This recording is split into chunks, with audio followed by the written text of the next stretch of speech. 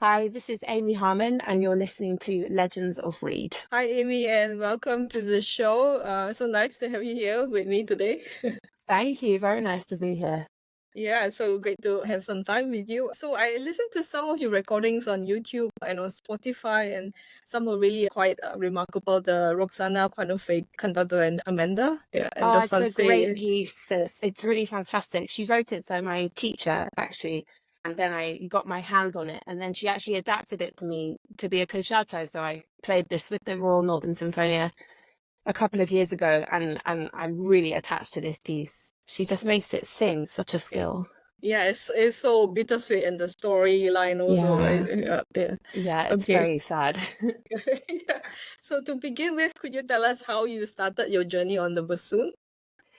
So I had a winding path to end up at the bassoon. I am from a totally unmusical family. There's no musical background. I wasn't shown classical concerts. I really have no background in this at all. But I was completely obsessed with classical music as a very young child, like 3 or 4. I really wanted to play the piano, and so I badgered my parents and said, get me a piano, get me a piano. And they thought, I want a pony, I want a Barbie or something. They thought it was just me wanting something. But then eventually they got me a piano, and I was completely obsessed. And I sat and I played all the Disney songs from ear and taught myself quite a lot. And then I actually became a cellist, and the cello was my main instrument really until I was 18. So it's whenever I see people from youth orchestra now, they're always very confused that I have a career as a bassoonist. I went to the junior department of the Royal College of Music, which is on a Saturday. And it was really fantastic because I had very little music in my school. I went to a state school in London, and there wasn't much going on. It's not these audiophiles where there's lots of music. I went to this Saturday school, and they encourage you, if you start when you're very young, I went there when I was 9, they encourage string players to play a wind instrument and wind players to play a string instrument to give you a broader education. And I wasn't going to be picking the flute or the oboe or the clarinet. I've always been really allergic to high sounds. Anything treble clef, it's not for me. I like bassy instruments and bass singing. It's what's always appealed to me.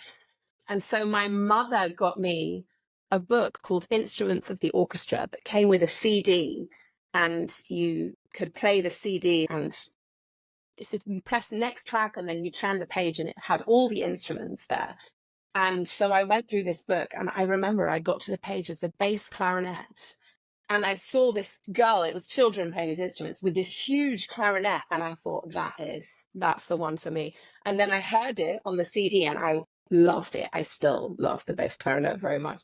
And so my mum took me to a music instrument hire shop in London, and I was tiny, really small, and I announced I would like a bass clarinet, please. And they nearly laughed me out of the shop. These people said, do you play the other clarinets? So usually you would start on a B flat clarinet, or you're very small, even a C clarinet or something. And I was like, no, don't want the other ones. I just want the bass. And anyway, of course, they let us know that this wasn't possible to start like this. And I was very disappointed. So the bassoon was really a consolation prize for me. It was very sad to not be a bass clarinetist. But then I was lucky enough to get a fantastic teacher called Barbara Lake, who gave me an amazing start and taught me until my mid-teens. Yeah, and that was how it started. I see. Oh, that's quite an unusual start. I actually wanted to be a cellist myself. They're very similar. Bassoon and cello, I play a lot of the same repertoire. I play from my old books, my old scores from when I played the cello, that all have all my bowies and my Schumann Fantasiestudio stuff has my bowing markings that I still use to play from now. It's evident. If it works on the cello, it mostly works on the bassoon. I So see. it's nice to borrow. Yeah. Okay. Maybe you could tell us who or what were some of your early musical inspirations? So not coming from a classical music background, my parents really didn't know much about it. What I was really inspired by was early Disney and 90s Disney. So I watched The Little Mermaid and Aladdin, and the scores of these films, when I watch them now, they are incredible writing. They're so rich orchestrally, they're like a Strauss opera or something. It's really amazing textures. And this was the music really that I loved. And then I think my parents had a few CDs. They had a La Traviata CD, which I loved. And then my mum got a Mozart anthology, which was lots of different CDs of music by Mozart. And I listened to this music until I wore it out. I really loved it. And I would listen by myself as a child. And now I look back and think, wow, my parents must have thought this is very strange. But that was my early exposure, really. And then when I was a teenager as a cellist, Jacqueline Dupre was and still is a huge musical inspiration for me. So actually very little of it came from wind players when I was young. It was only much later when I started to really listen to that kind of music. Sure, yeah, because I know you're a mom, so do you also play Disney to your children also? Oh, yes. But I'm always desperately trying to make them watch the ones that I love, but they're actually quite scary. There's a lot of death and sadness. It's like Snow White, Sleeping Beauty, and Bambi. There's always someone dying. And my kids are really small still, so they're not quite ready. One day I will make them watch all of them with me, and I hope they will love them as much as I do. Okay. I know that you're currently principal bassoon in the Aurora Orchestra, right? Yes. What has been some of your most memorable concert experiences with them? Aurora is now famous for the memorized performances. We memorize entire symphonies, ballets, everything, and perform them in the most terrifying of venues, live on TV and the BBC proms. And you can't really get more memorable than this. When we first started doing it, I had never really played anything from memory, actually. I'm not sure if it was lazy or scared, but it was something that even for concertos, I would have music somewhere hidden next to the conductor or something, just in case. And it was a real jumping in at the deep end doing these projects. And definitely for me, the most memorable is the Rite of Spring that we've just finished. We did this 6 months ago now, and did a tour that we did in Helsinki, and we did the proms. And it was, as a bassoonist, it was almost like an anxiety dream. So the concert started, because what Aurora do is they present the pieces with, either they have a presenter talking about the piece, or they have actors reading. In this case, they had actors being Stravinsky, Diaghilev, Nijinsky, and reading their words, their letters. And it was amazing. It's an amazing production. And the whole performance starts in pitch black, and I had to walk on stage by myself, following luminous tape to make sure I got to the right spot. And they said, start playing the solo when you feel the light on your face. So there was a single spotlight with me standing by myself on one of the rises in the Royal Albert Hall. And when I felt the light on my face, I had to start playing. And this, I look back now and think, I don't know how I didn't have 1,000 handkerchiefs to not be able to do this, because it's so much more dramatic than doing the normal Rite of Spring, doing a concerto, doing these productions. It was scary. And then I had to, during the presentation of the piece, I had to walk to the front and stand on a platform and play the solo down the octave with no ornaments, up the octave with ornaments, then up the octave split into 5 whilst people talked in between. And then in the second half, I had to play the actual Rite of Spring. So it was like, I think now any performance of this piece is not going to be even remotely stressful, because having done that, it can't get more intense. But I was so proud of what Aurora does, and it's just so high quality, and everyone throws themselves into it, and it's just really fun. Yeah, I watched some of the YouTube recordings, especially those at the prompts, and it Yes. seems to be really electric. I can see like Yeah. everyone is fully committed into Yeah. the music, right? There's nowhere to hide. And the people, every single person in the orchestra has put as much effort in as each other. There's no hierarchy. Actually, it's a real equalizer because we all have to memorize the same music. And when you're not having a stand like this and it takes it away and you're standing up, because we always say standing up, you feel so free and everyone sort of moves with the music in a different way. And what I've noticed is that things are usually so much more together. And it's funny because there's so many haters, as it were, being like, oh, it's such a gimmick. But actually, when I listen back on the radio, I think, God, if this was a CD that we'd spent a week doing, I would be extremely proud of this, let alone one live performance. It's because it's so, everyone knows the score in a different way because you have to memorize it. Yeah. How does it work? Do you go in like incremental steps? Do you start with the score and then you slowly remove it? How does it work?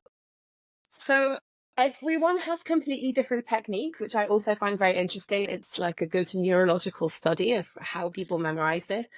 For me, I literally start from the beginning and work my way through. And you have to have the score with you all the time, which is an amazing way to learn orchestral music, actually. Usually people don't learn it like this. You might have the score and you might sometimes look at it, but when you're memorizing, you are memorizing every part as if you were going to conduct it.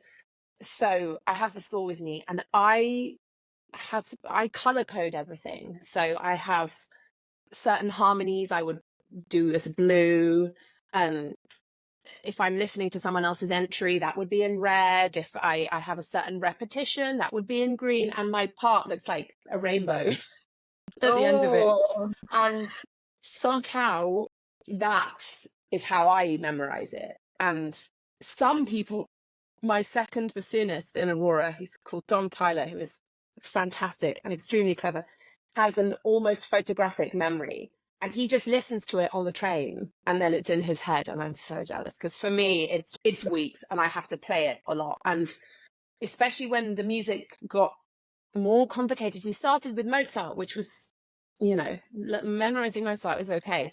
Memorizing Stravinsky is very different. And I have an app that slows down music, and especially for the danse sacrale at the end, I had it playing at a quarter of the speed, and I would be playing like all of this stuff like that speed, and that helped me learn it. And then I would eventually speed it up, and it takes a while. But the good thing is then when you get to the rehearsal, really everyone has memorized it before you get there. There's not really a collective learning. Everyone does their homework and then you turn up and it's there. And that's very exciting. Okay. Do you think that memorizing your music makes you less inhibited and more expressive? Definitely.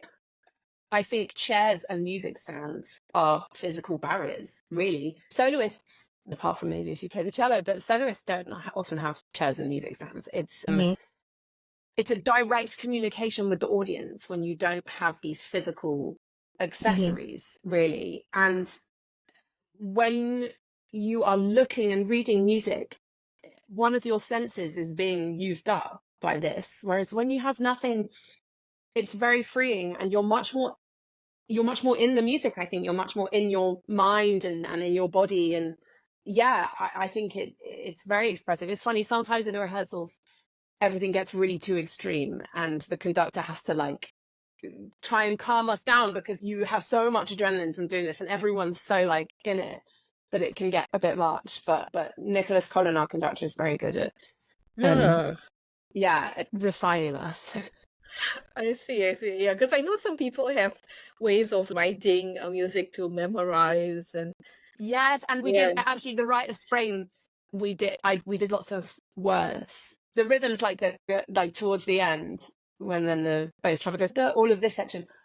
Oh my gosh, memorizing that. So I basically have patterns of words, which I probably will be able to remember for the rest of my life because they stay with you. Yeah. Oh, that's quite clever. Usually I do it when I go running and then I sing it to myself like 6 times. And yes, I always listen to, actually, it's funny, I was doing the Couch to 5K program. Have you heard of this? It's a running No, I don't know program it. which gets you from not running at all to running 5 kilometers in over 9 weeks or something like this. Anyway, the length of this program, of this training program, was exactly the length of my recording of The Rite of Spring that I was listening to. So I decided it was fate that every run I was going to listen to The Rite of Spring in the training. But it's so funny because it has so many different sections, The Rite of Spring, that my running speeds would always be so slow. At the beginning of part 2, where the music's really slow, I would be all lazy. And then right at the end, I would be so stressed that I would be running as if I was being chased listening to this music. So my speeds would like dramatically go up. But yeah, I find, running is really helpful for learning music. Of course. Oh, cool. This podcast is about inspiring and other musicians. Do you have any other practice tips you would like to share with the listeners? In terms of finger perfecting techniques, nothing helps me more than playing things backwards. And I actually started doing this as a memorizing technique because a flautist told me if you can play it backwards, you can play it like forwards much easier from memory. But I actually found that it was making everything much neater in my fingerwork. So playing backwards is my top tip for fingerwork. In terms of sound production, intonation, clarity, I am religious about long tones I say full volume, nothing forced about the sound, but a full forte, long tones, every note of the instrument, bottom B flat up to an E or an F every day with a metronome on, timing your breathing. It's like meditation, really, for me. And I think this warms up every aspect of your playing. If you then play maybe a study afterwards to make your fingers warmed up. I don't feel like I'm ready for the day unless I've done this. I think it's very important. Okay, good to know. So fully activating all the all regions. Okay. So I know that you are a young artist for the Young Classical Artists Trust. Yes. How did that help you as you started your career in terms of recitals and concerts? I think it is probably the single most useful thing that I did as a young performer. I auditioned, the finals are in the Wigmore Hall and you have to play a sort of mini recital. And I'd never really done any recital playing. And I'd done a few concertos, but not much. And winning this competition, they guide you for a few years and they give you recitals in the Wigmore Hall. They help you collaborate with other artists. They help you structure your programs. They help you do publicity material. They basically help shape you into an artist. And as a bassoonist, there's not so many of us doing recitals and concertos and solo performing. And so to get out there when I was 23 or 24 and really have this as a big part of my career early on, it was so helpful. And being in shape to play recitals all the time, it's really hard, but it's great. And I love doing it. And I love those years and I'm so grateful for it. And I think now people will always see me as that. And it's quite, sometimes people can get pigeonholed if you only play second bassoon or you only play first bassoon or you only play baroque or something. But doing this meant people could see me as someone that, oh, she could do a concerto or she could do a recital or something. So it was really helpful and I'm so grateful to them. And I would encourage any young musicians, especially wind players, it's hard to do this solo work as a wind player. So definitely apply. Yeah, definitely. Because most of the times promoters prefer strings or piano. Oh, it's the endless thing, isn't it? And they're like, oh, wind playing doesn't sell. My first Wigmore recital was the biggest profit that YCAT had made from a recital was my first recital because I was like, I'm going to get out there and I'm going to promote myself and believe that I can do it. And you have to fight back against they just want a string quartet playing Schubert. You have to try and encourage people because music is music and we can do many amazing and interesting things, and if promoters will believe in us, we can show them, I think. We interrupt this interview to bring you a message from our sponsor. Legends of Reed is sponsored by Barton Cane. Barton Cane is your stop for quality double reed cane. Their cane is processed with precision equipment completely designed by them. Your days of saying no to happy hours are over. Use coupon code Legends of Read, all one word, for free shipping on any order. Take back your life with Barton Kane. And let's get back to the interview right now. Thank you so much. Yeah. So is it Thank right you. that you were the first female bassoon professor in Germany?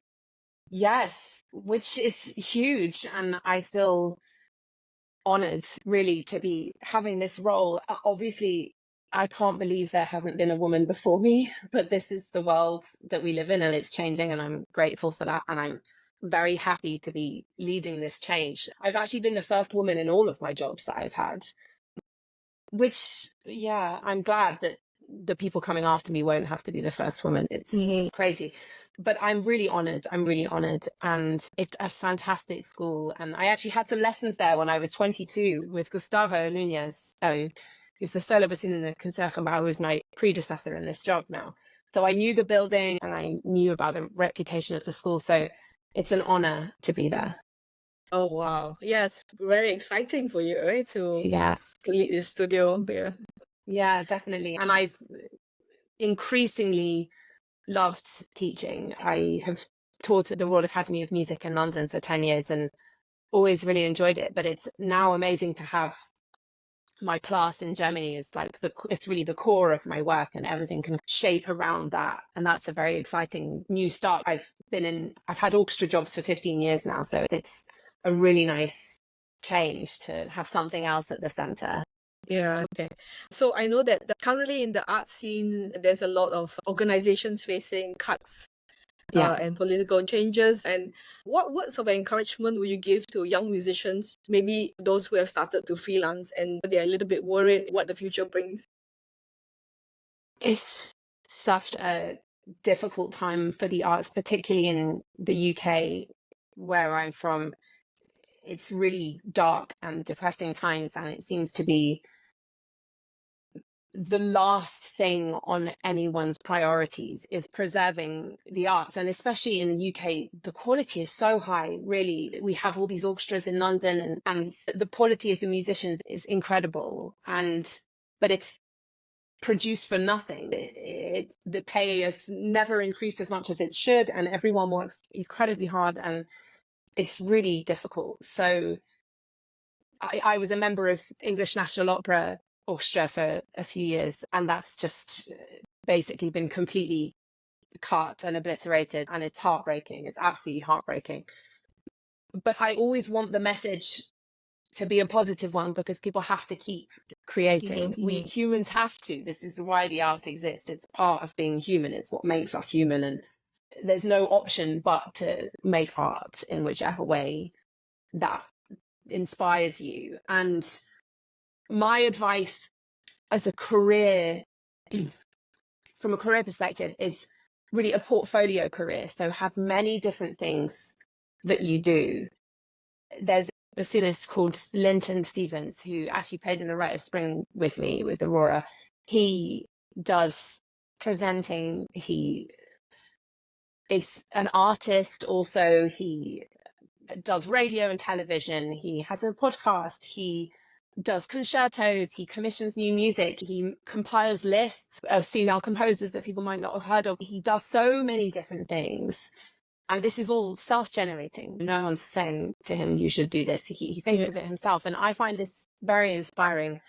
And other people who have fantastic portfolio careers, Nicholas Daniel has so many amazing works commissioned for him. He's a professor in Trossingen. He's a concerto soloist. He sometimes plays in the orchestra that he helped found. He does so many things. And that is, I think, the key. Actually, not just for protecting yourself as a professional, because you need your fingers in lots of different pies, as the English saying, have lots of things that you can do, but also from an artistic perspective, it's much more satisfying to have variety. So I'm always trying to keep variety with what I do, and it certainly makes me feel inspired. Yeah, I also like the English saying, keep calm and carry on. Keep calm and carry on. Very strong. Yeah, I know that you have a very busy portfolio of performing and teaching, and you're also a mother of 3, right?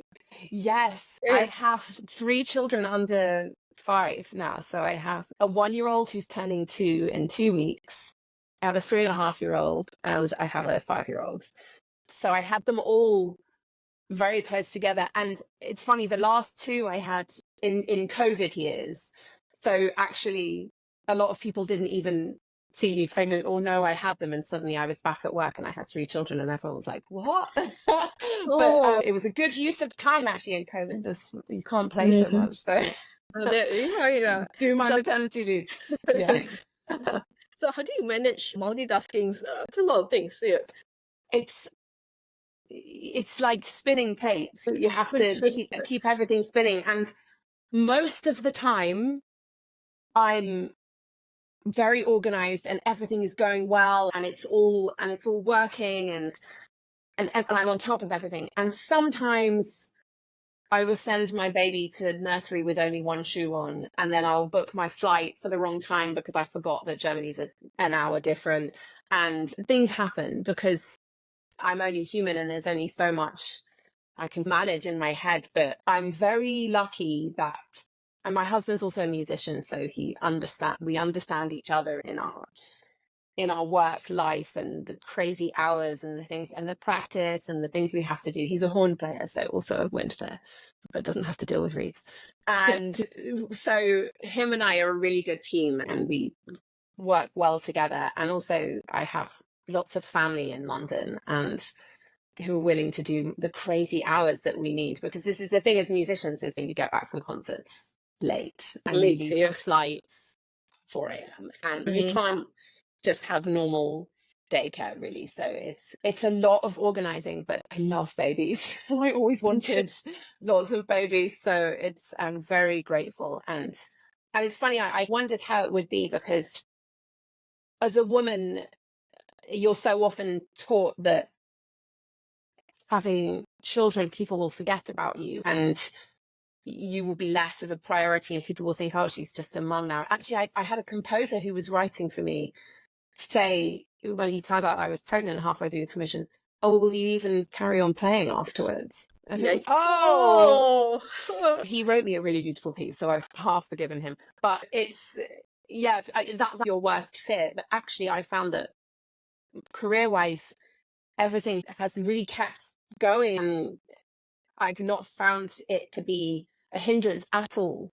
Yes, I'm a lot more sleep deprived, but it's not a problem. So I would want all young people who want that to be part of their lives someday to not fear it. Yeah. Okay, good to know from your perspective. Yes. So I really hope that young people and young women especially, who at some point think they want to have children and carry on being artists and performers, I hope they're not scared of it, because it's really possible to keep going and to do everything actually with enough coffee and people around you to help. Yeah, support system, right? I think it takes a village to raise a child, right? Exactly. Yeah. Okay. So here's a fun question. Do you listen to other genres of music besides classical? I am such a nerd and I mainly listen to classical music. And I listen to a lot of Baroque music actually, and early music, and I'm completely obsessed with everything Peter Whelan has ever recorded, as he well knows, because I tell him. For 2 years, my most listened to album was The Proud Bassoon by Peter Whelan on iTunes. I'm a nerd.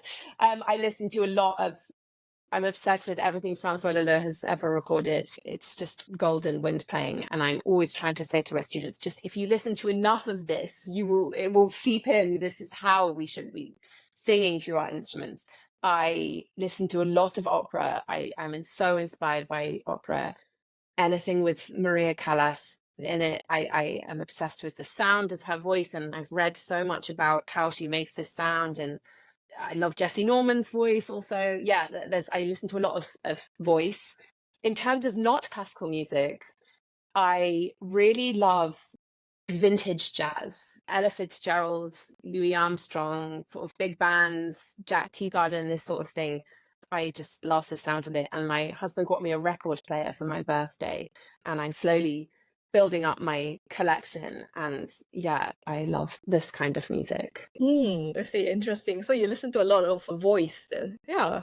Okay. Yeah, I think as a wind player, It's really useful. I don't listen to it because it's useful. I listen to it because I love it, but I always then think of it when I'm playing. I try and imagine how I would sing something, what the words would be to a certain line. Would there be consonants there? How round would the vowels be? And I'm just very inspired by this. And I also think a lot of composers reserved their very best music for opera, actually. Mozart operas are the high church of Mozart's writing. They are Figaro, Così, Zauberflöte. They are so incredible. And if we're ever going to play the Mozart bassoon concerto, we need to know this music. We need to read around our subject is how we describe it. And that is so important. And also, I was lucky enough when I was in the English National Opera, we did some of the Ring cycle, and I'd never played Wagner before. And as a bassoonist, it's the best. Who knew? You can't even ever hear it because it's very much texture. It's bassoons, horns, and cellos playing all the time, basically. Like my part in Valkyrie is like 50 pages, and the flute part is like 11 pages. And so this I love listening to as well. It's such beautiful music. Mm-hmm. Okay, that's very interesting. What do you enjoy doing in your free time to unwind and relax away from work? Oh, free time. Now I have children. It's such a different thing. I used to be a real professional with my free time, as in I am very good at relaxing, actually. I had a job. My first job was in the Philharmonia, which is a fantastic Philharmonia Orchestra in London, and Esther Salem was our principal conductor, and we toured a lot. And so this is when I was 23 to 28, I was there. And so my 20s were spent in Japan, in South America, in North America, in Germany a lot, touring. And I got very good at enjoying my time off, having baths, reading books, like things like this. But now my free time is very limited. But I love running. I'm really into running now. I think as a winter, it's very helpful. I didn't start running for this reason, but now I've really noticed that actually stamina and fitness, it helps actually. And I find everything a lot easier. And actually running as a musician, you can do it anywhere. So I take my running shoes on tour and I have them in my suitcase. And it's a beautiful way of seeing a city. You just go on your phone, you see where the nearest park is or where the nearest long road is or something, and see where you are really when you're outside. This I love. And what else? Having baths and making coffee. That's my thing. I'm very into coffee. I didn't used to drink coffee before I had kids, and now it's like what runs through my veins. Oh, I see. Yeah, I started running only in the pandemic, and but it's addictive, right? It Yes, has it this is, addictive quality. And I always used to look at people who were addicted to exercise and think, we are not from the same species. I could never do this. But now it's me, and I'm like, everyone, you should run. It's so good. So you're preaching to everyone. Yeah, exactly. Okay. So what are some of your upcoming projects you're excited about? So upcoming projects that I'm excited about. On Sunday, I am playing the Elizabeth McConkie Concertino, which is the bassoon and string orchestra. I've never played this before. She was a student of Vaughan Williams, so mid 20th century, and she's half Irish, half English, like me. And it's so often with music written by women. I can't believe that I hadn't heard this before, but of course it's not played very much. And actually I was giving a masterclass, and a student played the middle movement to me, the slow movement. And before I could even say anything about her playing, she was playing on an iPad. I was like, airdrop me the score right now. Like, this music is amazing. And then Rebecca Driver, this conductor, she approached me and said, can you come and do a concerto with my orchestra? And what would you like to play?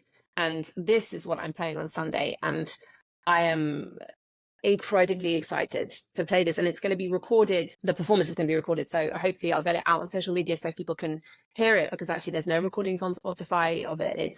There's one recording for Hyperion, but you have to download it. Anyway, it's complicated, so I really want this music to be out there.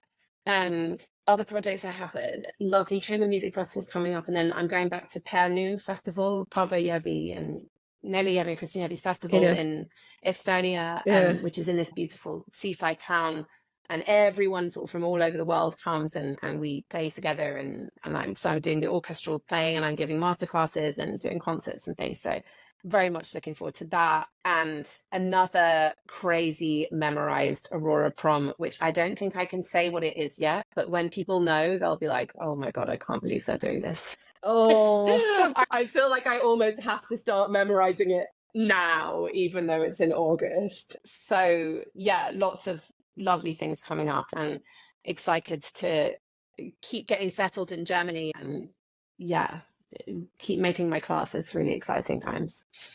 just curious, I didn't ask you earlier, but how long does it take to memorize a score for one project for Aurora? So I usually start 3 weeks before. This is my sweet spot. I used to start longer, like I would do 6 weeks or something, but then I would find that I would memorize it and then I would just be revising it and my brain would start to get tired of it somehow. It was weird.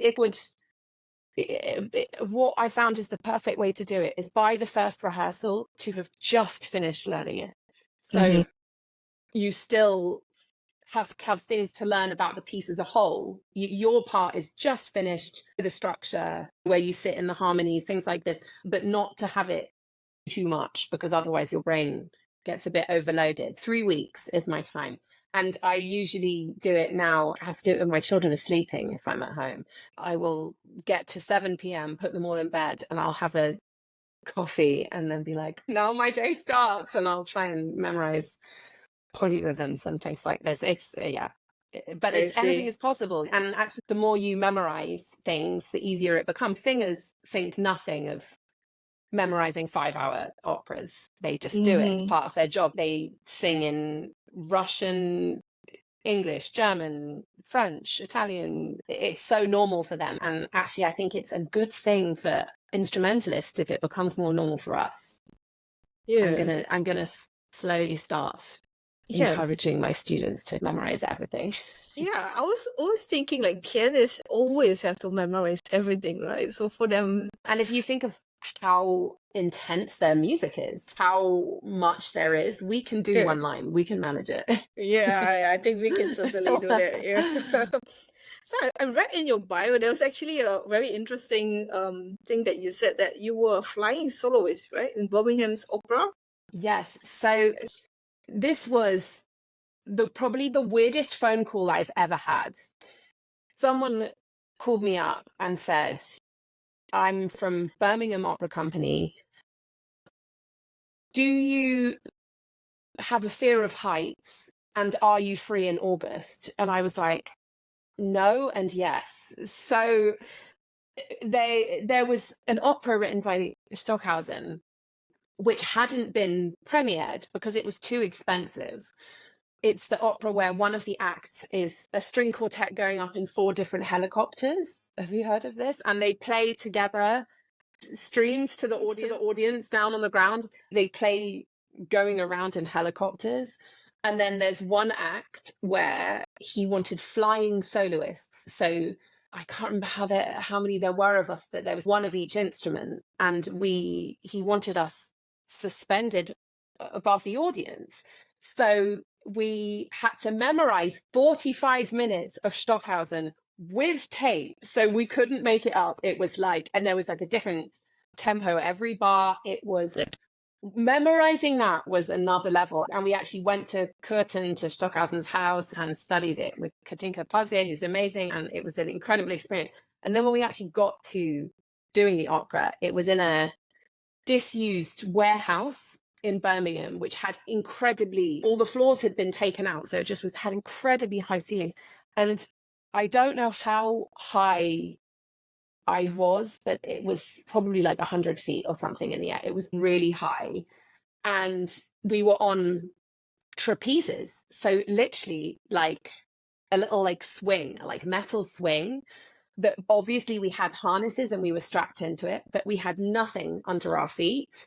And my bassoon was also like strapped, because if you drop this, you can kill someone and spend a lot of money on a new heckle after this. Yeah. And we had a guy each winching us up with a pulley with ropes. And so before the audience came in, we'd go right to the top. And then the audience would come in and they lay on mattresses underneath us and looked up, and we were on the ceiling, and they would float us up and down like we were flying. Oh my gosh. It was amazing. It was absolutely amazing. And actually, my father came to see it, who had no classical music training and kind of didn't really know anything. And he said it was the best experience of his life, was lying on the floor and watching these people float and hearing this music. And yeah, it was awesome. What was made it even more ridiculous is that the stylist met us before they chose our costumes and tried to get our personalities and then choose what we were going to wear.